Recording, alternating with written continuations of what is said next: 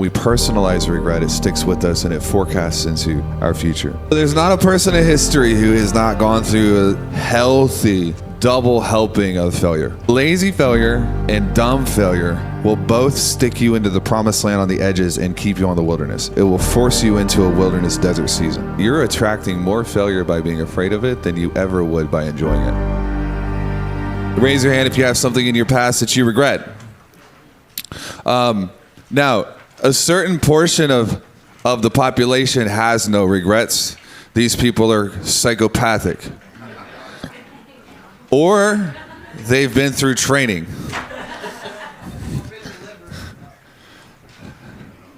Interesting that you would say that. Reprogrammed. Yes, would be a better word. Is deliverance reprogramming? Is reprogramming deliverance? You go back and forth. There is new research out about the power of regrets. And is this Daniel Pink? The book about regret? Can you look it up real fast? I don't want to misquote him. Anyways, the substance of the argument is Pink. Power of regret. He makes a case for regret, that it's actually a learning tool. We're going to tinker around with the definitions of regret, though, because his definition of regret, and he's correct, in the power of a learning mechanism that can train you based on past failure. But I define regret based on something that sticks with you and makes you wish that you were different. So if you could go back, would you redo it? Knowing what you knew then. Because your decision would be the same. And so regret is when you fail to realize that if you had the same information and all of the same stuff, you would have made the same decision. So it disconnects you from the chassis of time a little bit. And the problem is, if you have no regret, you have no learning.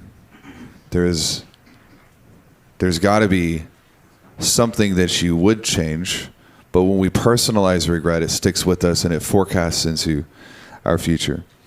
Failure is something that can provide you with two outcomes. It can modify a response, which is healthy and good. A response modification is just essentially where you change how you do something. The second thing it can do is it can increase your certainty. Now, both of those things sound pretty good, yeah? Wouldn't you like to have your responses modified in the positive? Wouldn't you like to have increased certainty? So therefore, we would all enjoy failure. Right?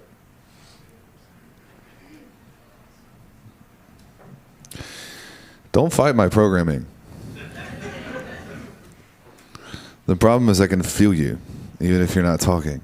Yeah, wouldn't you like to have a modified response that makes you more effective? Wouldn't you like to have an increased certainty? Therefore, you would also enjoy failure.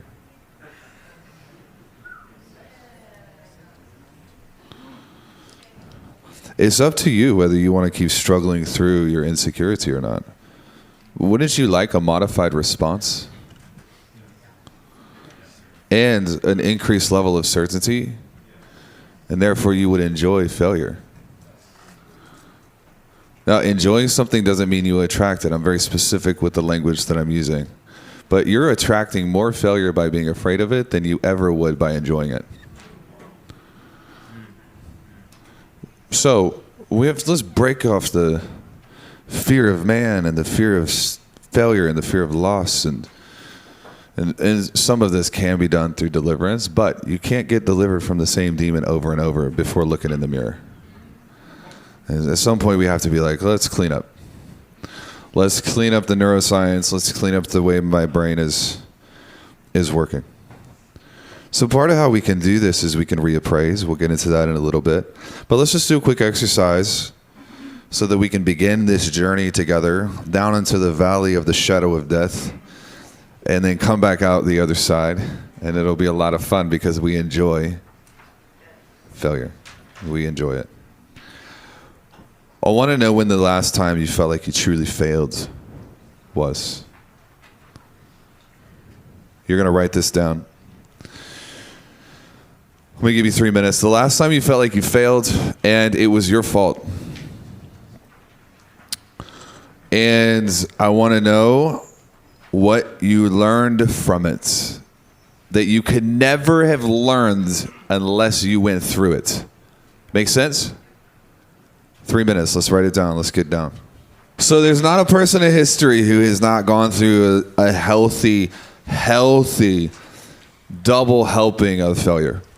And there's not a single person in history who has mattered, who has not learned lessons from the programming of failure.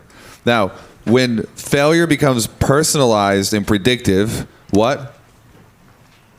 Personalized, and when failure becomes and predictive, it then begins to warp us. And it stops being an issue of, well, I could have done that better. I'm going to do it better in the future. Let's move on.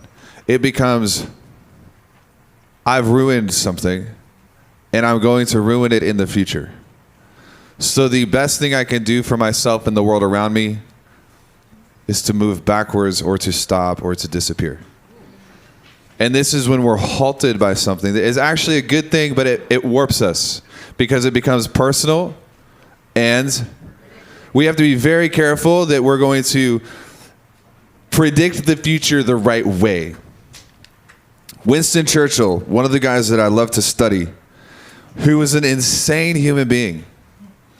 And if you read his story, you realize how crazy these people are. Like, no one is normal that you've heard of. Like, none of them are.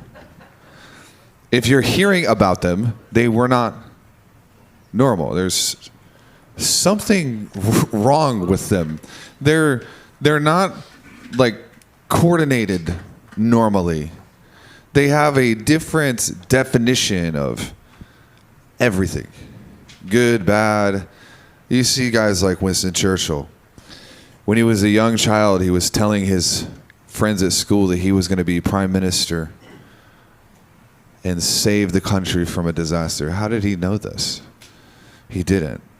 Well, unless he used memory, which is a model of certainty, and there are different people, when you're calm enough, you can tap into it. Or was it not prophetic and predictive? Was it creative? Did he just speak it and create it? That's why I tell people, you're all prophetic. This is one of our great shorts that we have online, and people were like, heresy, false teacher. First of all, I'm not your teacher. Shut up. False prophet. I ain't a prophet. Be quiet.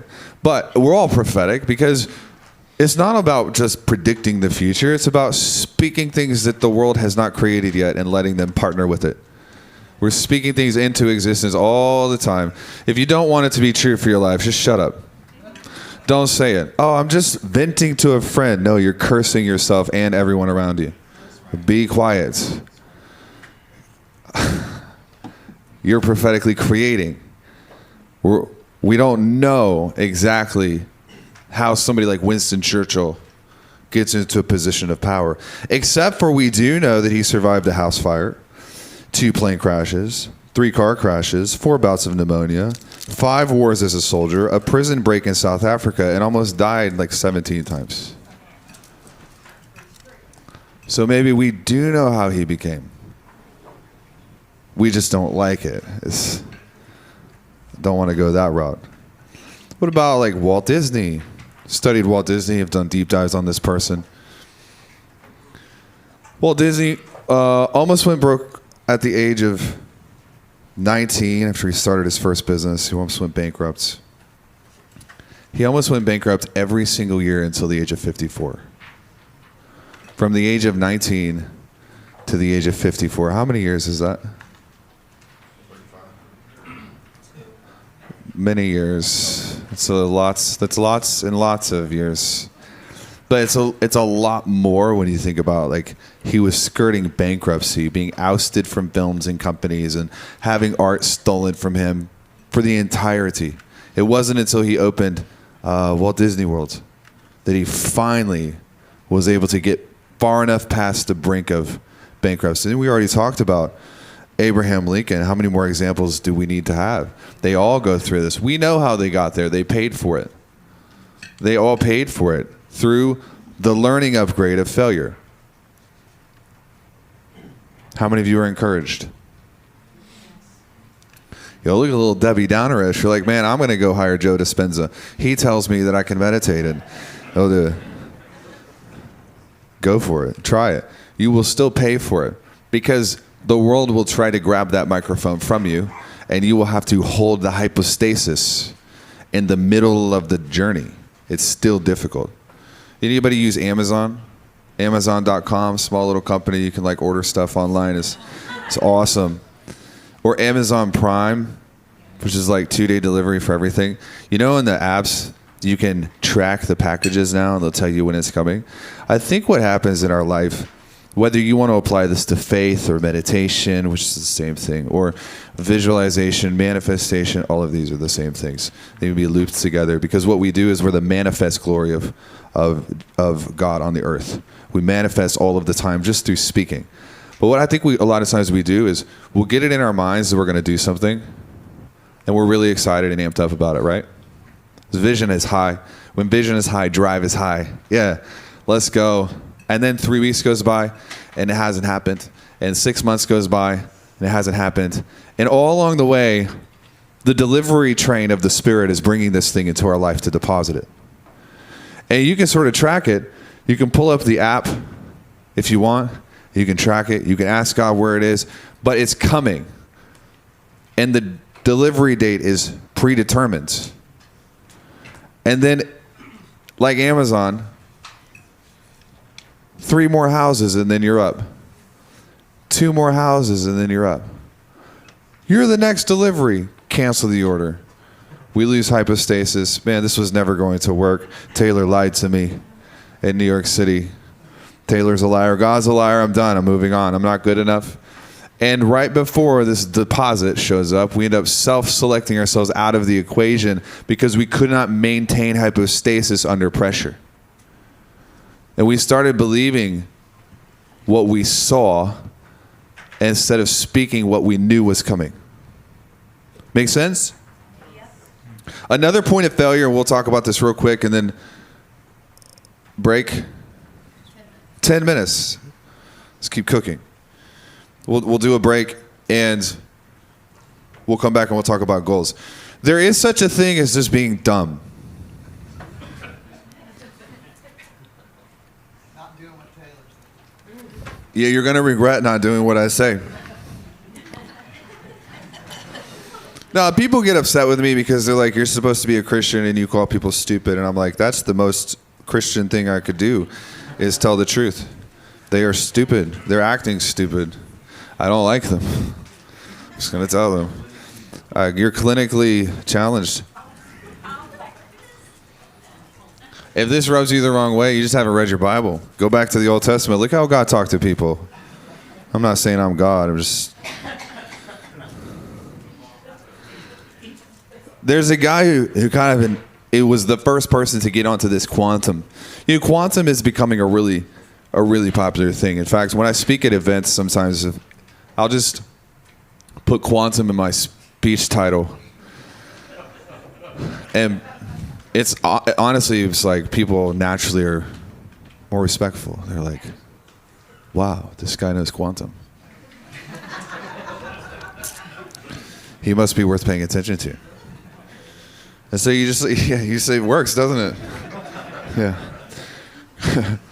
Like quantum advertising, quantum copywriting, quantum Jesus.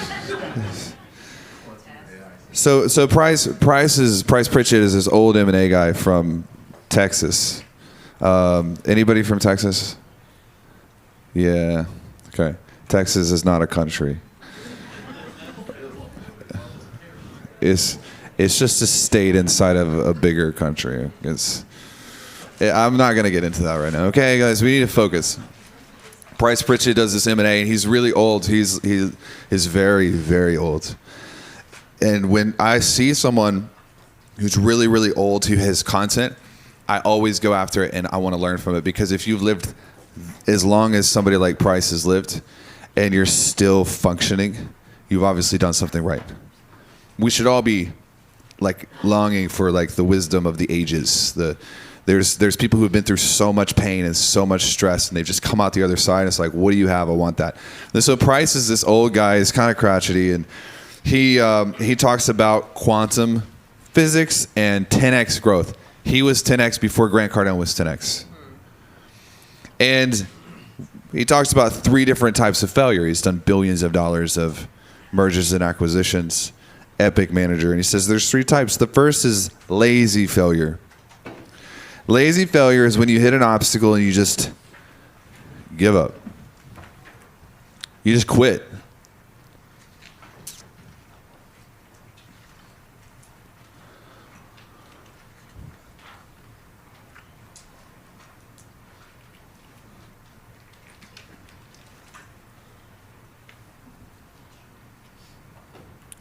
It's when you try and fail and you don't try again. It's the opposite of how I'm trying to program you. It's when you are just lazy. You don't want to try again because it's not worth it. You try and fail and quit. This is a lazy failure. You hit an obstacle and you just give up. Now, where do all lazy failures start? They don't start with the quitting. They start with the talking. They become that way because they begin to talk and talk and talk and talk about the obstacles, and they never quite have enough energy left over to talk about solutions. So beware. Watch out for when you try and you hit an obstacle. Watch your instincts and what you want to talk about. It's not that you can never talk about the problem. It's just like you are running calculus on the universe. They're paying attention to what you're talking about. And your mind is paying, your reticular activating system is paying attention. And what happens if you hyperfixate on problems? You just get more problems because it's awesome. That's your brain's like, this is what we want. He wants problems. Let's give him more problems. It's not a good place to be. So this is lazy failure. Number 2, dumb failure. Dumb, D-U-M-B. It means what it says. It's when you hit the same obstacle over and over and over and over and over, and there's no modification. You never change. A lazy failure and dumb failure will both stick you into the promised land on the edges and keep you on the wilderness. It will force you into a wilderness desert season. Both of these will. So when we talk about these things of like you don't want to be that person who feels like you're stuck in the desert. You audit yourself. How many swings are you taking?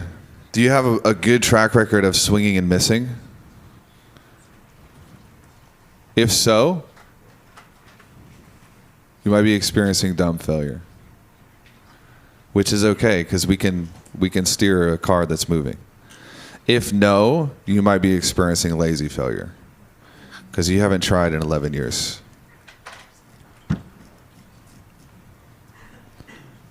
None of you in this room are dumb, by the way. If you were, I would tell you to your face. Now, if you go home and you don't do anything with this, then you're dumb. You can audit yourself. There's a third type of failure, which is optimal failure. Say optimal. Optimal. This is the failure that I'm talking about. This is the operating system upgrade. This is when you acknowledge this approach did not work. But the goal is worth it, so let's change the strategy. Let's learn something.